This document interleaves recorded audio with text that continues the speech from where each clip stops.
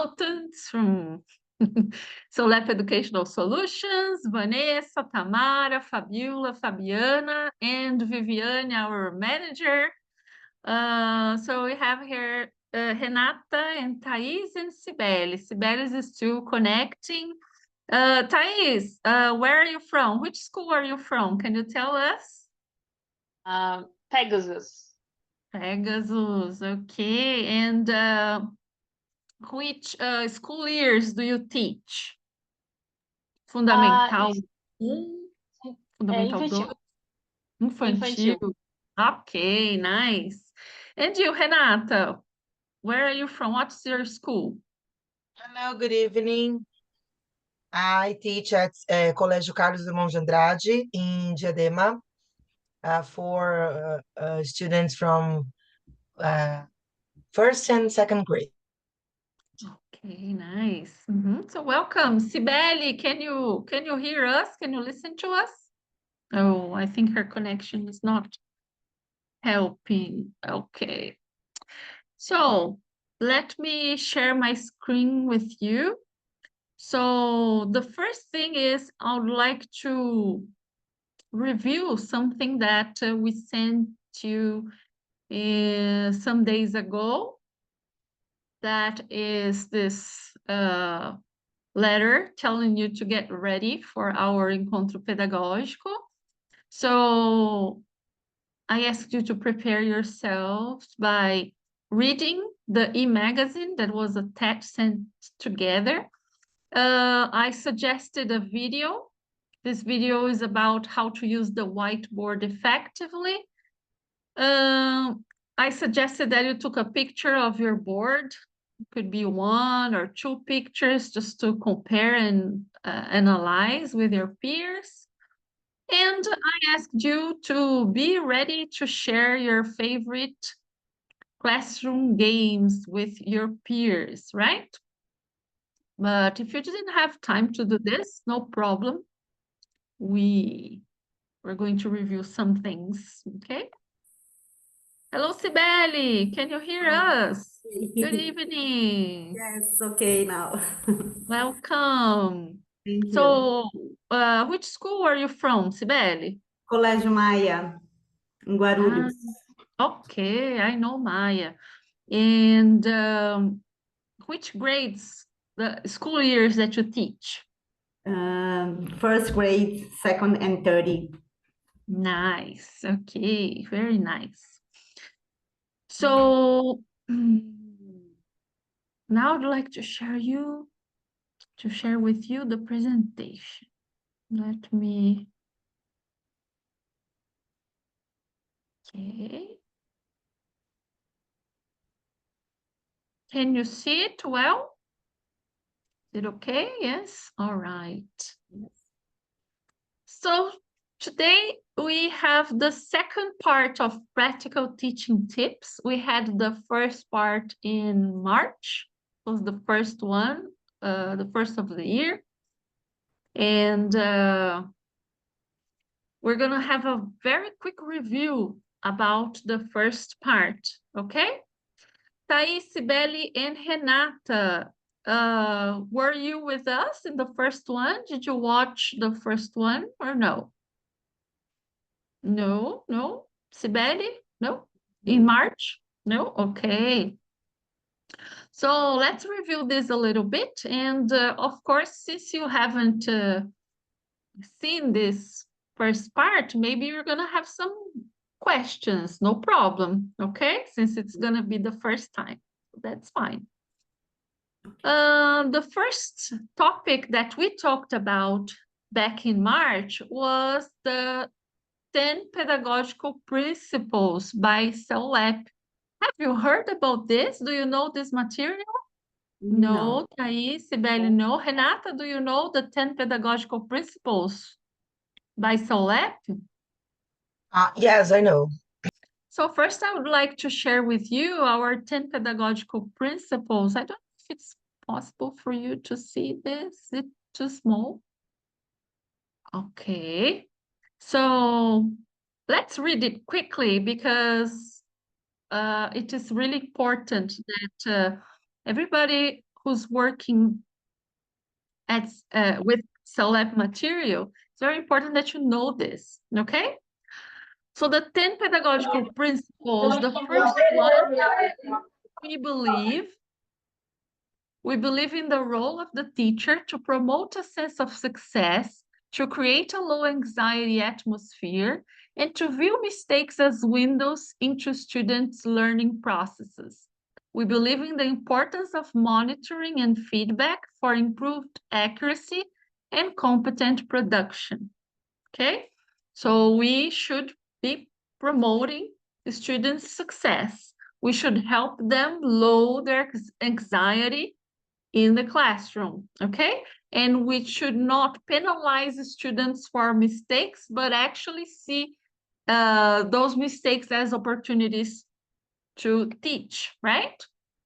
Number 2, we believe that students learn through communicative tasks that focus on meaning and on language that is relevant to their needs, starting from initial input through controlled practice, leading to autonomous production. Number 3, we believe that learners must notice different aspects of the language and experiment with them in order to foster internalization. Number 4, we believe students need time to prepare and rehearse in order to express themselves more accurately, more confidently, and with actual linguistic ownership. Number 5, we believe students need opportunities to recycle language so that then they can retrieve it from previous exposure in order to make it part of their active repertoire. We believe it is essential we keep an English-speaking atmosphere in class. Judicious use of L1 in the classroom can help lower anxiety and maximize time devoted to English exposure.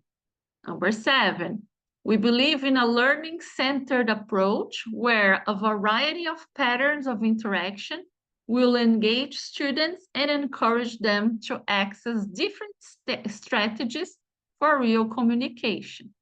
We believe in the importance of listening to the message students are conveying, rather than simply attending to form. By having a real interest in who students are, we will be more aware of their needs and make each learner feel special and valued. We believe in thorough class preparation, which encompasses a deep knowledge of the content to be taught, a clear picture of students' expected outcome, and a broad understanding of the target audience. And 10, we believe that confident and informed teaching practice stems from continued professional development and a never-ending commitment to learn and promote learning. Okay, so that was long, but it's important. So we should have a copy of this, we should study this and understand, interpret each one of those principles, okay? So ask your consultant to send you those pedagogical principles, okay? It's very important that it's going to work as a guide for your class preparation, for how you see your class, okay? So we have here Ana Ju and Flavia who arrived while I was reading, right? Ana Ju, can you hear us well? What school do you come from? Flavia, can you hear us? Yes, okay. Yeah, I am from Colégio Maia. Maya, okay, another one from Maya. And Naju from Chue, okay. So which grades, what school year do you teach?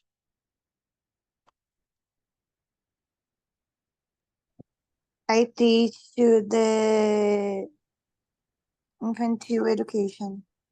Okay, infantil. Fundi 1, okay. The first year to fifth year. All right, great. So now I'm going to propose, let's see, 1, 2, 3, 4, 5, 6. So now we have 6. I'm going to put in the breakout room. Okay, you have Thiago arriving now. So we're going to have 7. And I think Lohane is almost here too. Okay, hello, Thiago. Welcome, good evening. This thing is coming. Hi, Hi, how are you? I'm good, and you? I'm Hi, people. okay, Sorry I'm thanks. late. It's okay. Thiago, tell us what school you're from and I'm the age groups you teach. I'm from EB Objetivo, and I teach from toddlers to first graders. So it's from 3-year-olds to 7-year-olds, I guess. Yay, very nice. Okay.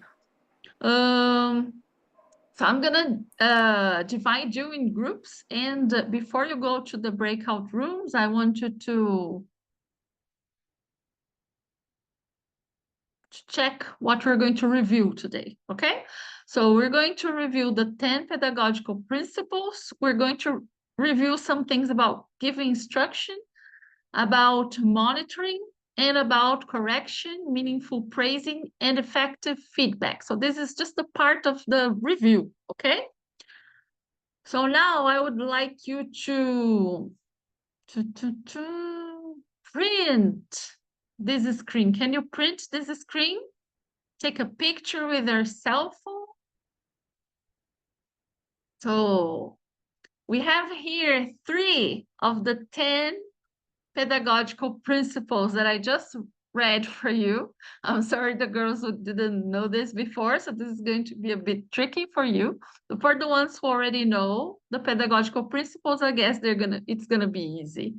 You're gonna find the mistakes easily, okay? So you're going to the breakout rooms. I'm gonna give you 5 minutes in the breakout room and you have to find the mistakes, okay? You don't need to know exactly the words to substitute the mistakes, but I want you to identify the mistakes, okay?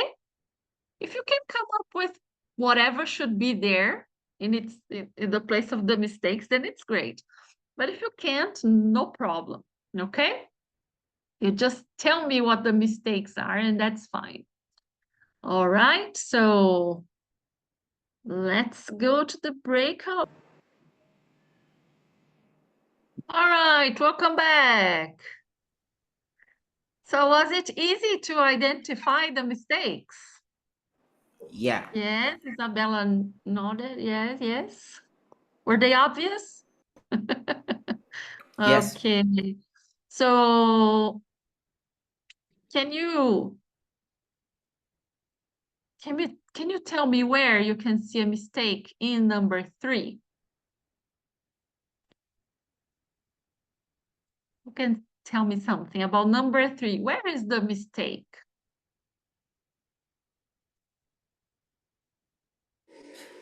I think that in the group we talked about uh, the that first it's not feasible, like it's impossible to get them when we're talking about teaching young learners, like it's impossible to have them still for more than 5 minutes. Their attention span just don't work that way.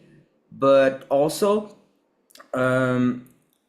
we can't learn just by repetition. Like repetition is important, but we need to give them context and situations in which they can use the language meaningfully.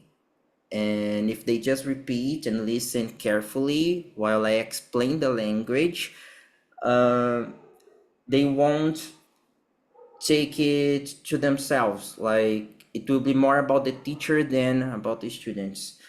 And we made a comparison that is like with swimming classes. You can't have swimming classes by explaining how to swim. Like, oh, listen carefully, I will explain to you how you swim, and then I just show the hands and everything. Like, you have to swim, you have to actively speak and not just repeat what I'm doing. Like repetition is important, but not this way. This is what we kind Okay, of very agreed good. upon. Okay, that's right. And what about number 6? We believe it's not essential to keep an English speaking atmosphere in class. What's wrong about that? We believe that it's important. It's Yes, it is important. Why? Why is it important? Can anyone tell me why? I believe that the students see us as a mirror, and if we use the Portuguese language, they will feel comfortable to use that too. And if we use the English in the most part of the time, we will encourage them to try more and more, and it will be more comfortable and more natural. Very good, Isabella. What about number 8? Where is the mistake? We believe it is not important to listen to the message the students are conveying, rather to simply attend to form.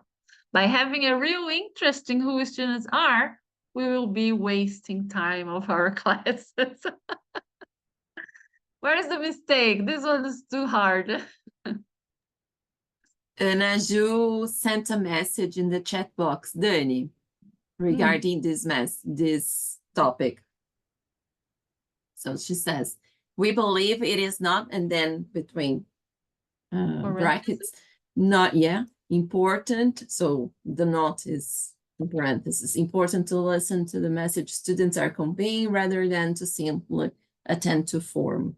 And then again, not shouldn't be there because the message is more important. It shows that it is okay to try out, make mistakes. Basically, all that matters is that they try to express themselves. Excellent. Very good, guys. So here is the correct form of the 3 principles, right? So we believe that learners must notice the different aspects of the language. What does it mean? It means that we do not spoon feed them. We have them notice what is new, right? We have their brains working, trying to figure out whatever is new in the language. And then we have them experiment with the language, experiment with whatever is new, right? So that's how they're going to bring internalization, not merely repeating whatever the teacher is saying, right? We believe it is essential to keep an English-speaking atmosphere in class. It does not mean that we cannot speak in Portuguese, but judicious use of L1 in the classroom, only when it's really important, right? So you have to use Portuguese very carefully and only when it is really necessary. And then you can lower the anxiety of the students and you can go back to English and maximize the time devoted to English exposure. Number 8, we believe in the importance of listening to the message. It's truly important. We should have a real interest in who students are. We will be more aware of their needs and make each learner feel special and valued. Excellent. I loved everyone's participation.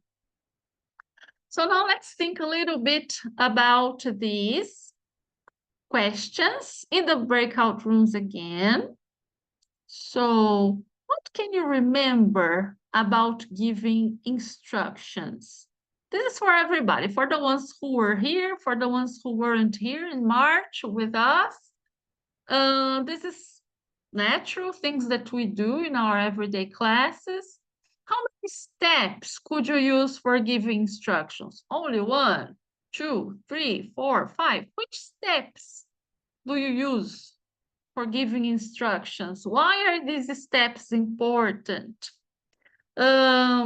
Share in the breakout room any tips you know for giving instructions. I remember something I read or something that I often do and helps me a lot is take notes of anything you might find interesting to share when you are back in the main room, okay? So print this screen. I'm gonna give you again 5 minutes tops, okay?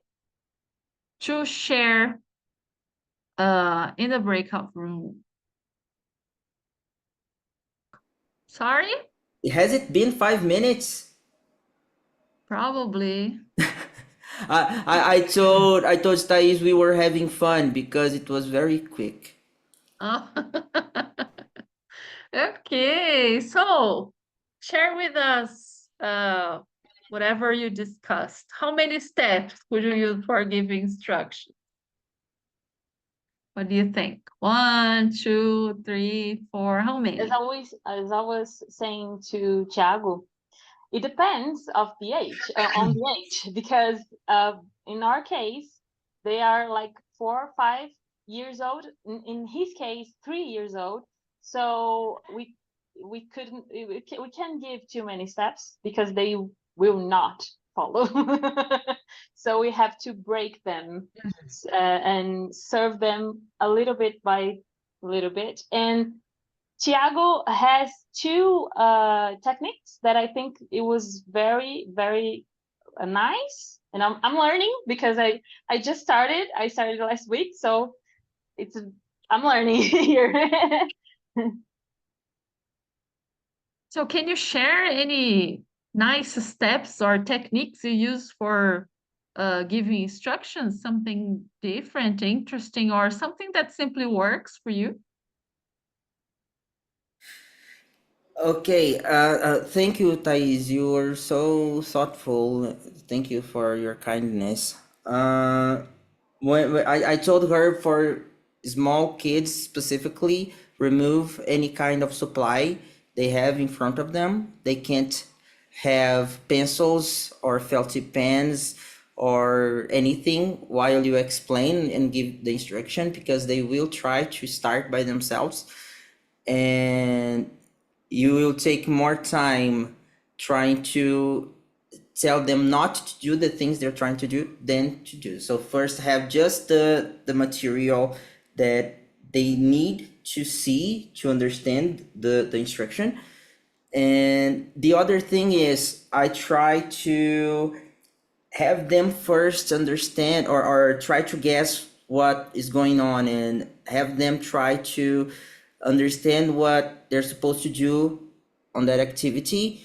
When we're with United Kids Junior and United Kids 1, they already know by heart. So they bet an eye on the page and they're like, oh, it's listen in circle, isn't it, teacher?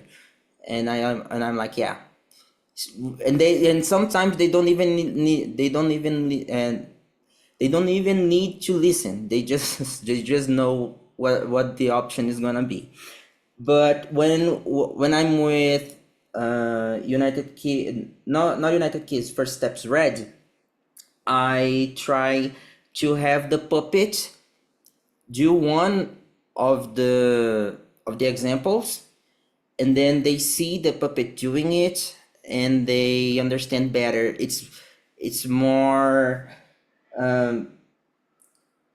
it's more obvious for them when they see the puppet doing it, and then I don't even need to give the instruction at all. They just learn by what the puppet is doing. And the other thing is I try to give the instructions by asking, not by saying what they're supposed to do. So for example, oh, what is in this page? Oh, it's a boy and a girl. Okay, what we're talking about in our class? Tall and short. So what do you think we're supposed to do here? Are we supposed to circle the short or not? Yeah, we're gonna circle. Can I color with any color I want? No. Can I? And then they answer, right? And sometimes it works, sometimes it depends on the group because they're like, oh, but I don't like the tall one, I want to circle the short one. And then I say, okay, but we're supposed to anyways. These are the Okay. tips, these are the tips I think they are cool Okay. for the age group I work Thank with. you. Let me read what Anna wrote in the chat. I think that a tip is to be as simple as you possibly can when giving instructions, saying words such as draw, talk, color.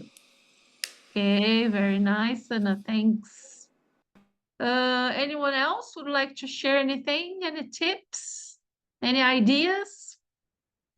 So let's move on now to remember about monitoring. So let's talk about monitoring. That was a very important topic we discussed also in March. Okay, so first question. Now I would like to ask all of you, everybody together here in the main room.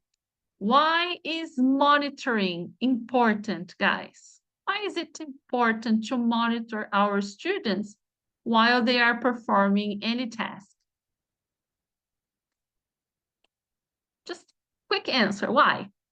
It can be obvious, no problem. Why do you have to monitor your students?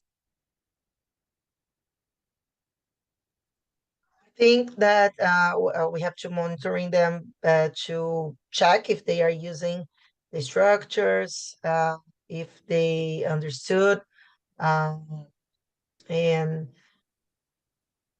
if they can interact with the other students. I think this is the main point.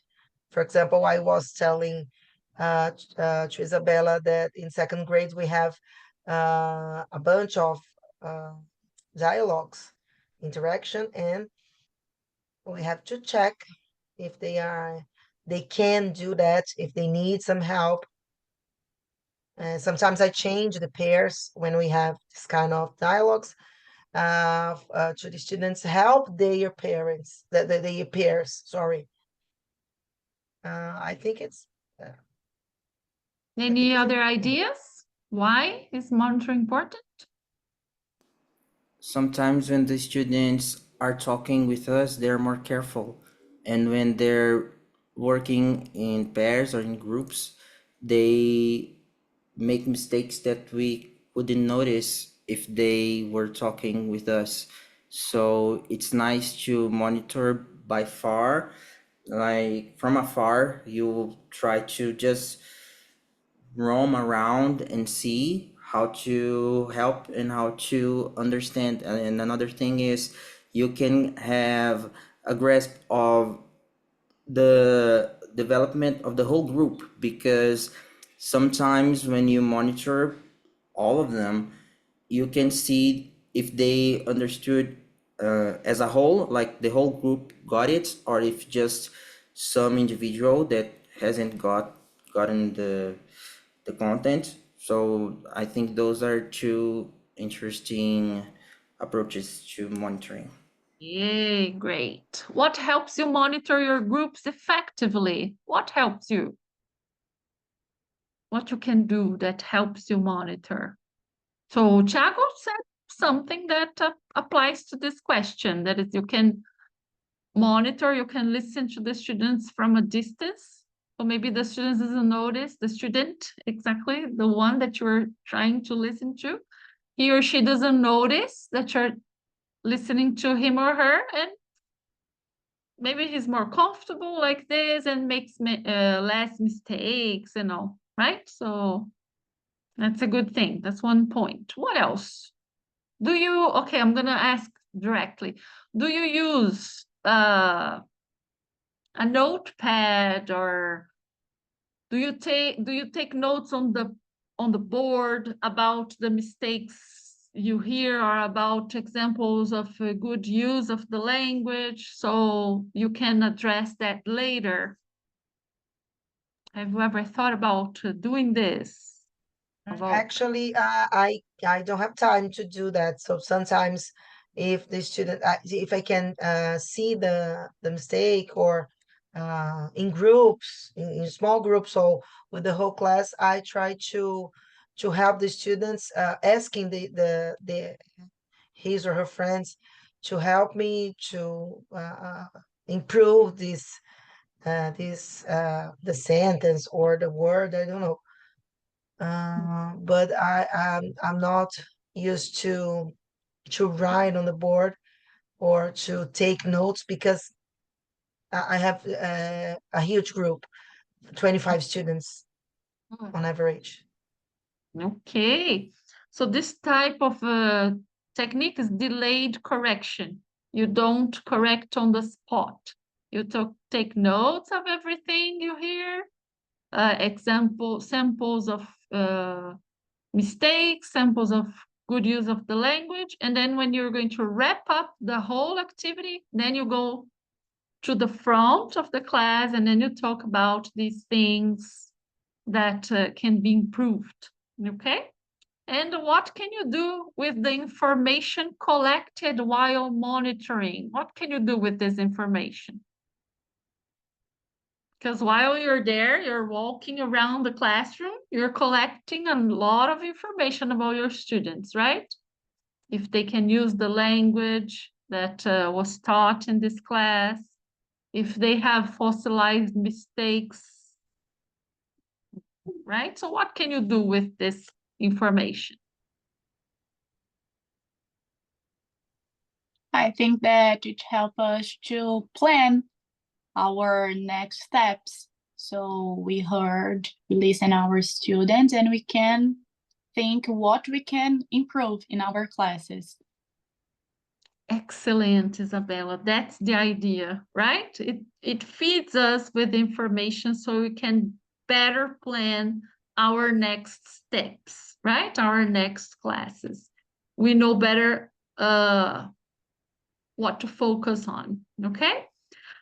So the last topic of review is talk about correction, feedback, and praising.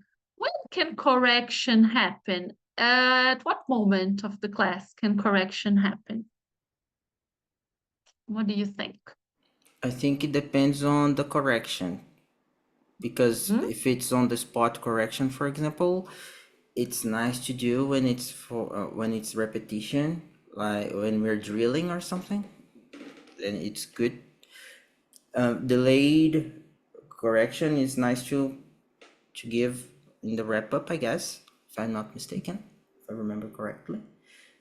And when we're talking with young learners, I tend to disregard this altogether, because they're like quantum physics. They work with different rules, and then I correct them in two moments: when I am drilling with them in the beginning of the class, and then when we have activities that are conversation. But when they are working on the book, I tend to talk with them and ask them what they're doing, the color they're using and stuff, and then I correct them at this moment too. I think it's nice if it's something that needs correction. Sometimes I know that it will take a little longer for them to correct that mistake, because they're acquiring the language. So I just correct once or twice. If they repeat it again, I leave it to the next class, because I think they're gonna get bored and frustrated, and the focus is gonna become the correction itself and not the language or the chunk of language where I'm trying to give them. And this is how I correct my babies. Okay, now a simple answer as well. Why should we give feedback to students? Why? The most obvious answer that comes to your mind. Why should we give feedback to students? Isabella, Renata, Thais? To build their confidence What else? on using English. Motivation. Yes, Motivate. I then to what they can All improve. right. And I'd like to know if you know what meaningful praising is. Have you heard about this? Meaningful praising. What is meaningful praising? Do you know this? You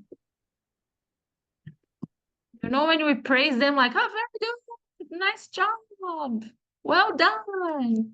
Is it meaningful? Sometimes Sorry. compare where the student is now and where were the student was last class or last unit or in the beginning of the year. Mhm. How the student could progress during the year. Mhm. Sometimes I do that. Yes, that's very important, right? Of course, that we have this very good, well done, like motivating the student and all, but it's very important to praise meaningfully by saying what the student did that was nice, what the student did that was very good, okay? Because maybe when you just generalize, saying nice, very good, the student doesn't know what he did well. So the same way that we are very surgical when we say we pinpoint the mistakes, right? We're very specific about the mistakes. We're not specific when we praise. And this is not interesting because the student, okay, nice, Yeah. but what is nice? What was good about this, right? Sometimes they love a very good, because this week I said very good to a student, a girl, and another student answered the same, gave me the same answer, and she told me she said very good to me, okay. So very good sometimes works. Yes, they like it. They feel happy about it. They don't even have this awareness that about what I'm saying here, that we are specific about mistakes, but we're not specific about praising. The students, they are not aware of this. This is something that should come from us. Like, I am very picky about the mistakes and I point exactly where the mistake is, but when it's about praising, I just generalize it, right? Okay, so up to now we were reviewing things from the first meeting in March. So now I'm bringing the topic of care for your board. So I'd like to know, guys, if you had the chance to watch the video that I recommended you. If not, no, it's okay, no problem. I'm gonna bring the tips from the video. It was a 21-minute video that I sent you the link in the document with the steps to prepare yourself for this encontro. So the thing is, the board is a tool that we have in the classroom that is usually taken for granted. We simply don't remember that the board is there. Honestly, when you're preparing your lessons, do you remember preparing your board as well, thinking about what you're going to write on your board? Or no? Usually you focus on the book, on the audio, on the, interaction patterns. That's it, right? We tend not to prepare our boards. And then we forget that it's really versatile and creative. We can use this in various manners. We can use that for our classes. The board brings engagement, focus to your class. You center the attention of every child to one point in the classroom, that is the board. You use it to demonstrate your teachings. You can use diagrams, drawings. You can stick images to your boards to help you. And you can do many things with the board. You can display the teachings, you can use it to play games. You call the students to the front to draw, to write. You use it to play, and you use all the visuals. If you have a magnetic board in your classroom, then you can use it with magnets. If you have a regular whiteboard or even a chalkboard in your classroom, you can use blue tack, that little dough that you can stick things on your board and you remove, and it does not damage the board, okay? So I found this excerpt from this blog that I thought it was really interesting to share. The whiteboard is needed because the students need things that help them access the grade level material.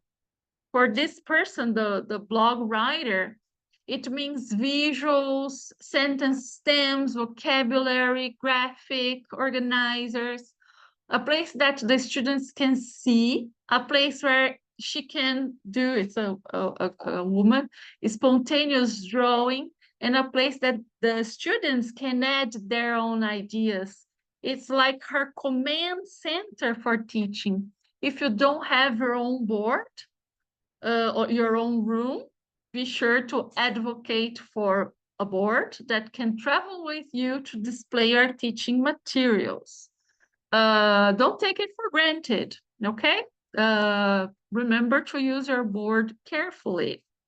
I'd like to know if you have any other ideas on why and how to use the board. So what do you think? What do you use your Routines. board to? Mm-hmm. And color coding, like my students get really serious about it. When I don't have the green marker with me or something, they get furious, because it means that we won't have a way of checking what we've done, and they really like it. Like for focusing on progress, it's nice too, because as long as the class goes by, we can check. So Check the routine. Mm-hmm. yeah, it's very good. Okay, nice. And for having them to use the board too, because at least kids, they love using the board. They feel like they're teachers too, and they like to pick the colors and stuff. So it's very They nice for love that going too. to the board, right? Yes. It's a very nice way to catch their attention and get them motivated to do the activity, right?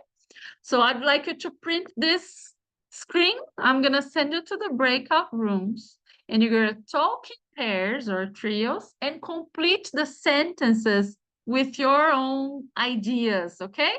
So complete these sentences with your own ideas. Were you creative? Let me know. I want to know what you thought. So avoid talking to the board, because what happens when you talk to the board?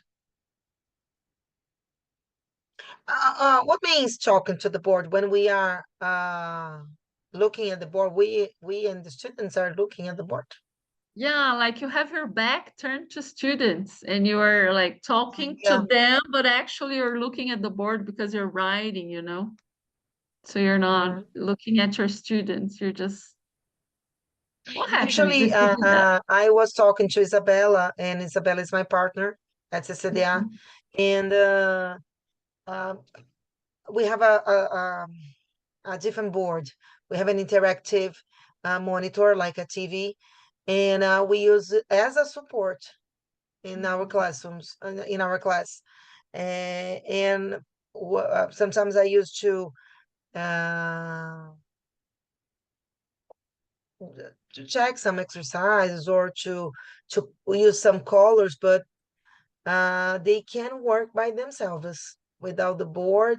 I use we have 15 minutes of class. I use, I don't know, 10-15 minutes only the board. They can interact very well with the book. Yeah, Ana Ju said, avoid talking to the board because eye contact with the students is essential. It is a good idea to divide your board into sections. Why? What sections can you divide your board into?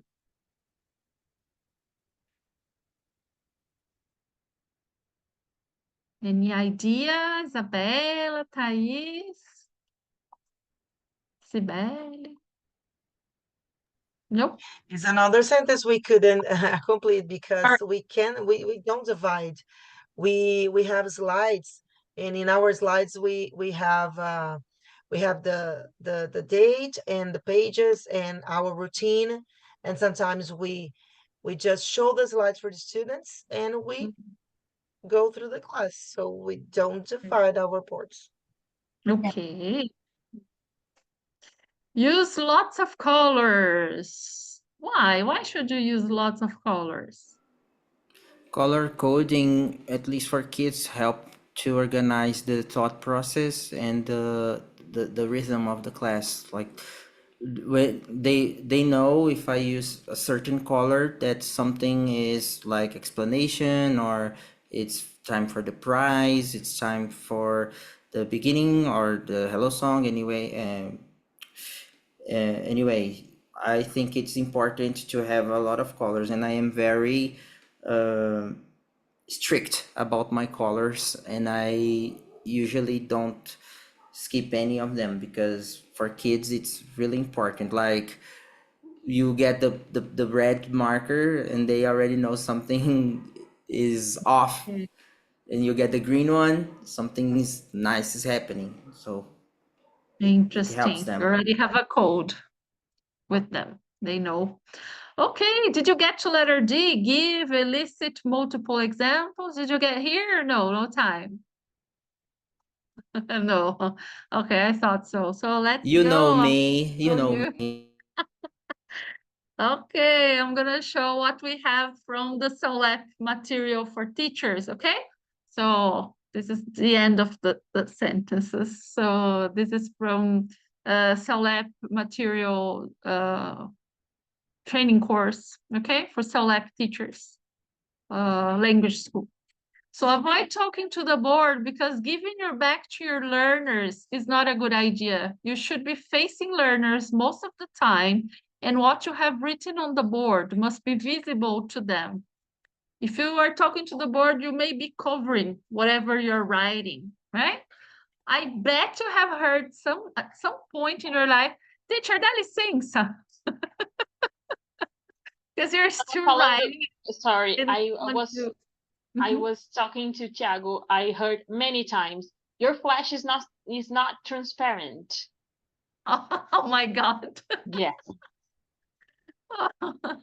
Yeah, so we should develop this ability, this skill of writing in a way, find your position, okay, of writing and not be in front of whatever you're writing.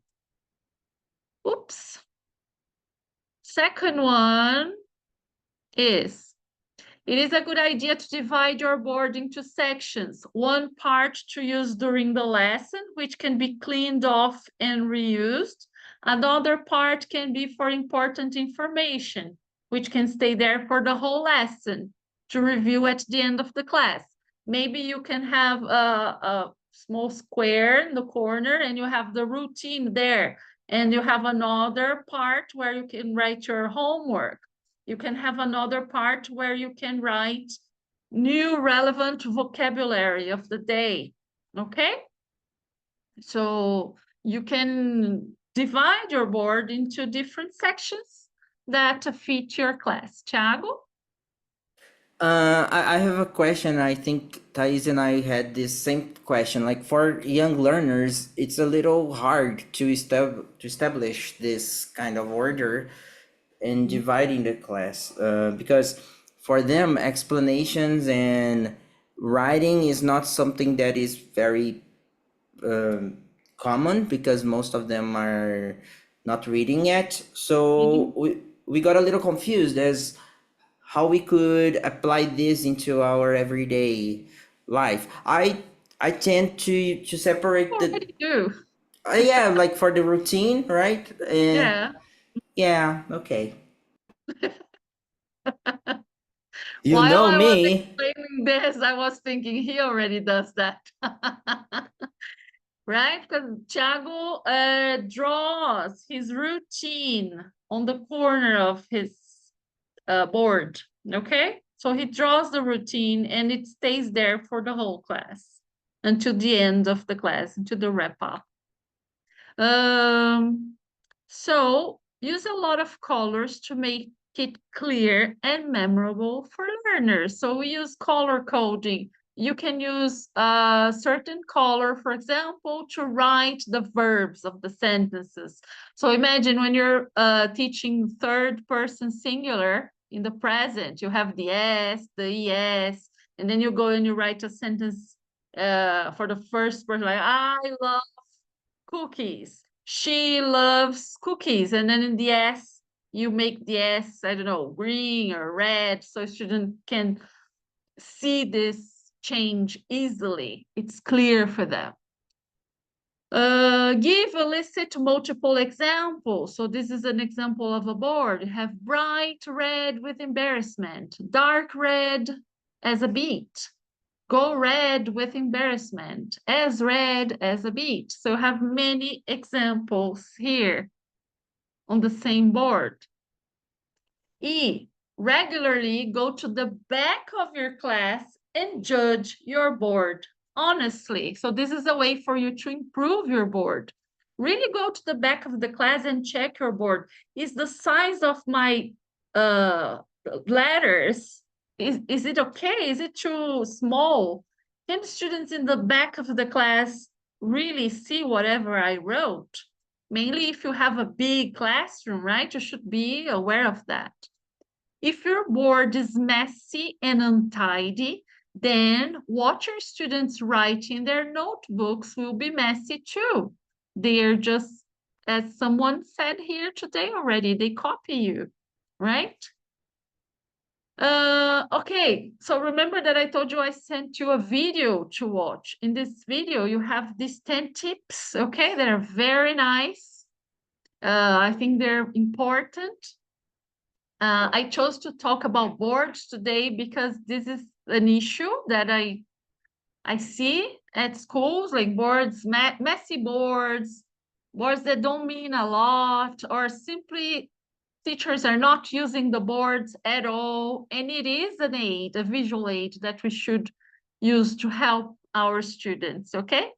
So if possible, print and do not write handwriting, calligraphy. So print block letters.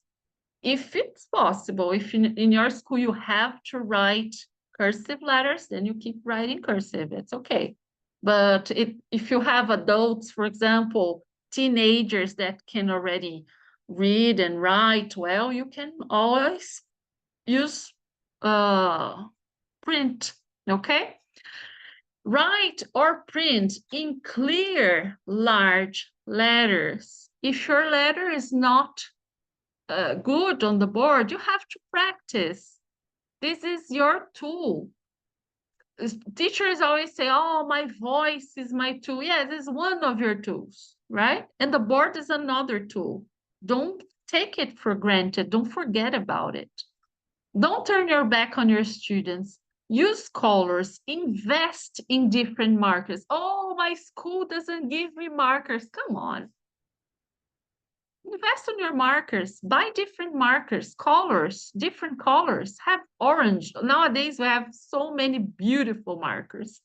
Purple, orange, red, green. This is a tool for you to work better, okay?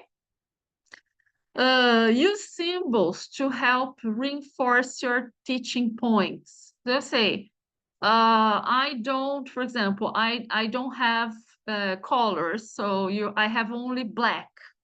Okay, so if you have only black, use symbols to help reinforce. Circle all the verbs, for example, underline certain words. Don't write on an angle, going up or going down.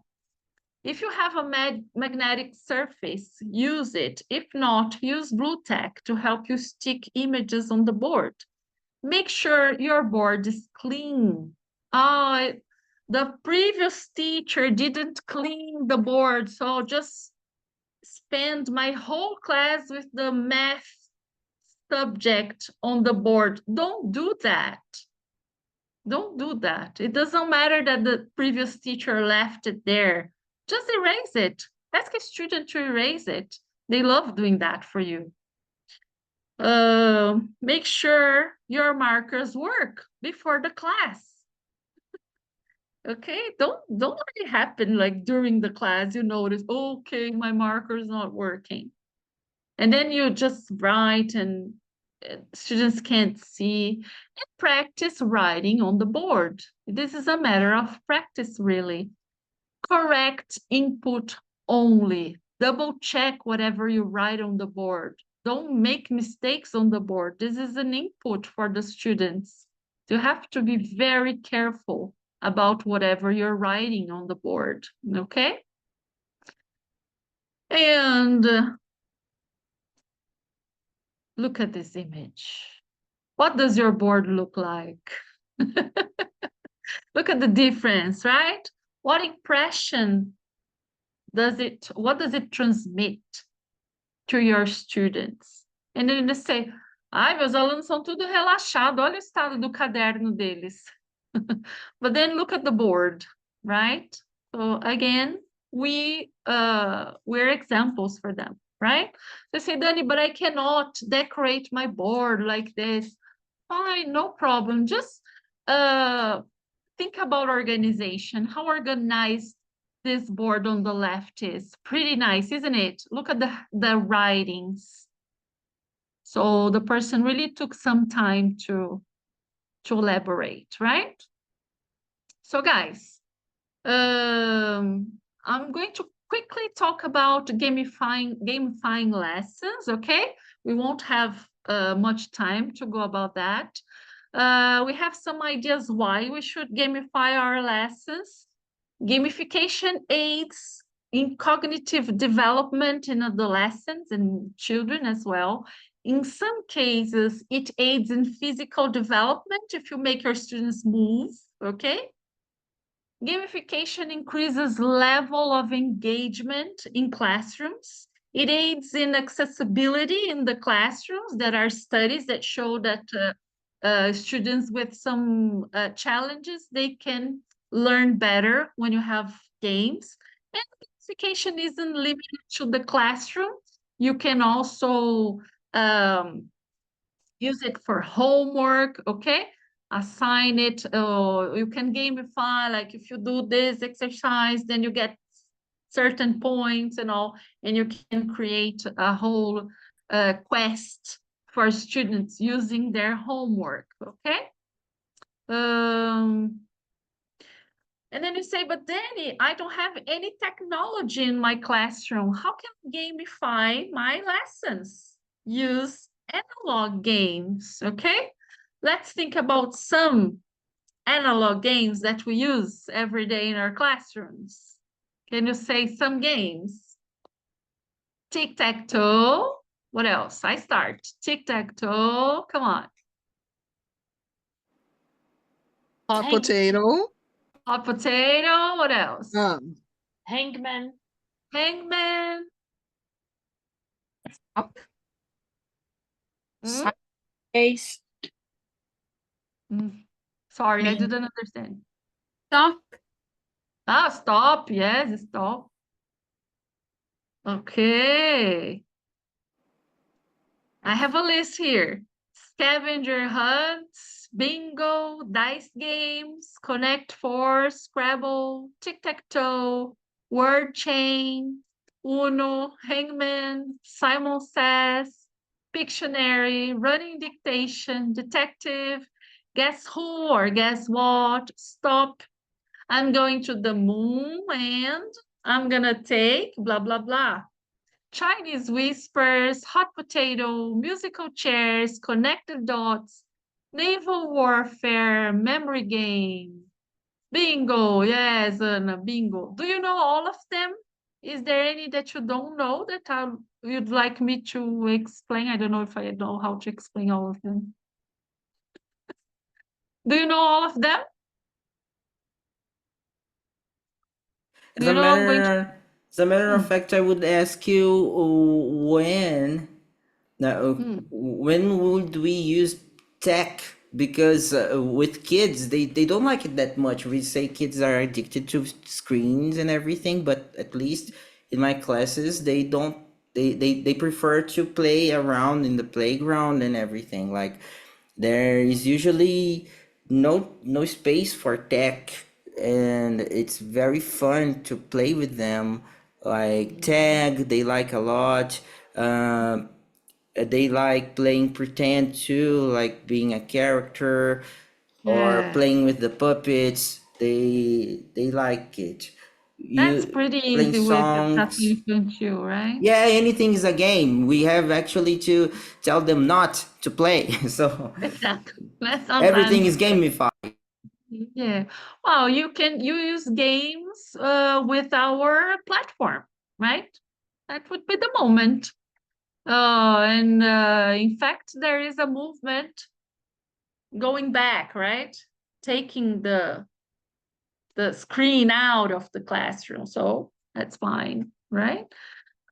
Games with flashcards, 4 corners, touch the correct image, slow review, memory game, and others. Treasure You can hunt. refer to page 22 on UK1 RTNs. You have there a list of games you can play with your students, okay?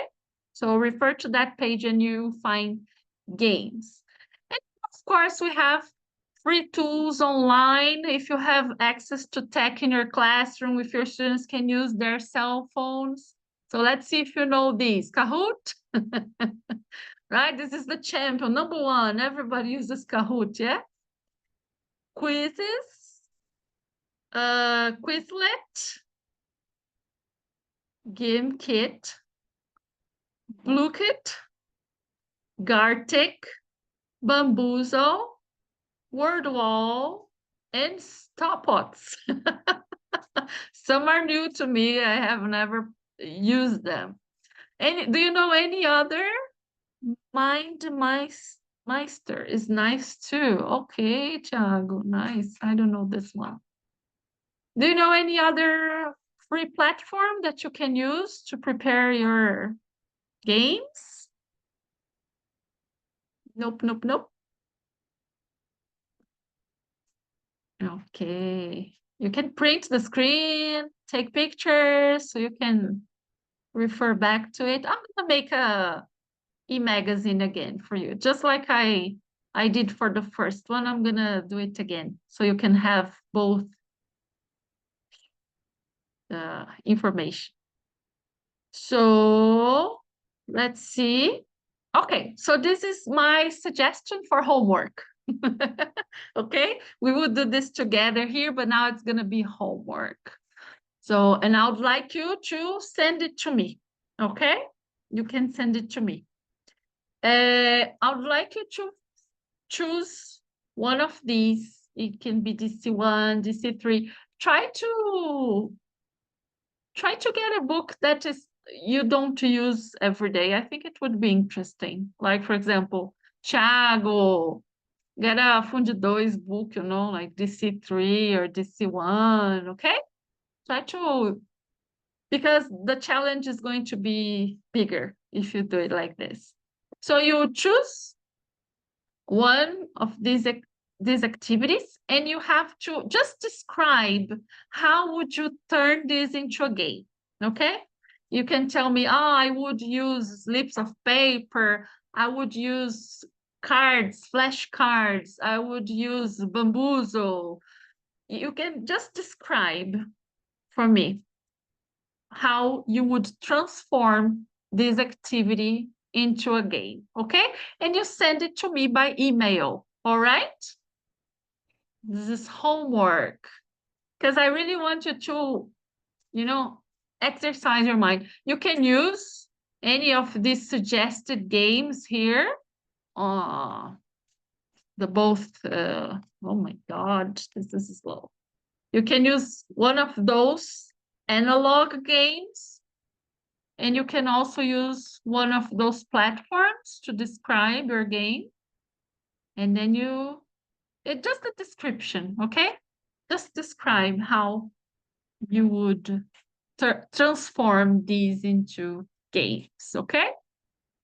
And then you send it to my email. My email is danielle.mantovani, just like my name is written here, okay, on my screen. So Danielle.mantovani@Cel.Lep.com, okay? and you send it to me.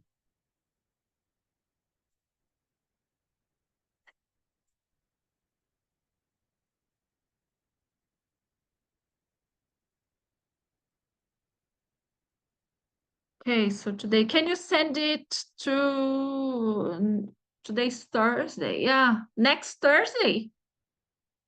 Up to next Thursday, yeah? Oh my God, I'm trying to send it to you. Okay, my email is on the chat. Okay, so thank you very much for coming. We didn't have time to cover everything, but I have one question for you. From this meeting today, what was the piece of information that you find most interesting? It can be something you heard from a peer. It can be something you saw in the slides. Share with me a little bit what you found interesting in today's encounter meeting.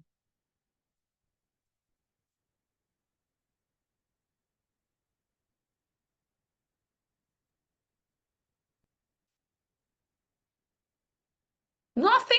Oh, we're Oh going no, home. it's just that I was waiting for people to say because Okay, Tamara is awesome. laughing. Okay, Anna said, I think that I just realized that my board needs to be reinvented and improved. Okay, nice, Anna. Glad to hear. I Glad to hear. everything to use color in the board with the kids. I had never thinking about. Yes, I it's think Thiago said when I use red, they know that something will happen. When I use green, will happen another type of thing. It's interesting. yes, very I will try to do that. great. I will invest on my monitoring skills with my students, give them Monitoring.